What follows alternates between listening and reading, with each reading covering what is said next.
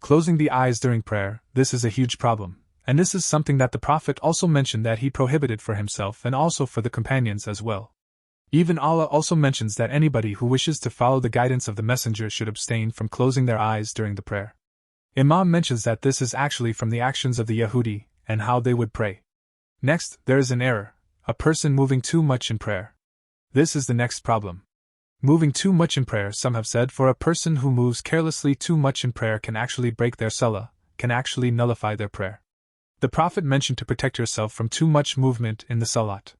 That's important to understand because what that tells you is that the Prophet Salam did not prohibit any movement in salah, so you literally don't have to train yourself to be like a statue and focused. But the Prophet advised to protect yourself from too much movement in the salah, and that's important to understand because what that tells you is that the Prophet Salam did not prohibit any movement in salah. So, you literally don't have to train yourself to be like a statue and focused. But the Prophet's guidance is to limit that movement as much as possible. Now we come to the mistakes in the ruku. When it comes to the mistakes in the ruku, this is important. Listen to this. Saying that, or saying, in the standing position, this is a mistake when it comes to the prayer. So, how does this look? A person will, when they finish the surah and then they bow down into the ruku, and they say, but when they say Allahu Akbar, it's there already in the position. That's the mistake. And if they want to come out of the ruku position, they will stand up. This is the mistake. It's a very, very particular mistake to pay attention to. Why? Because the Prophet tells us in this authentic hadith that proves this. Now, listen to how the hadith is.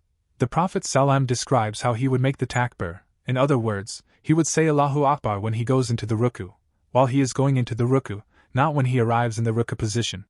And then he would say, so, not when he reaches the standing position, but while he's standing. A lot of people don't even know this. A lot of people don't even think about that this could actually be an error in perfecting their prayer. So, what do you want to do?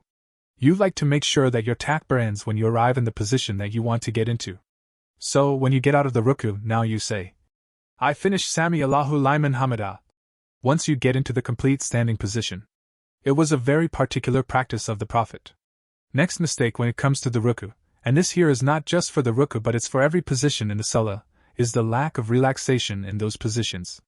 Not being relaxed when you get into the ruku, when you get into the sujud. The Prophet ordered us to have a tranquility or have relaxation, be calm when you reach these positions. Now listen to the words of how this hadith is constructed. The Prophet Salam is telling this companion, I want you to perform the ruku until you become relaxed in the ruku itself. When a person is relaxed in salah, they are going to be relaxed in everything that they do in their life.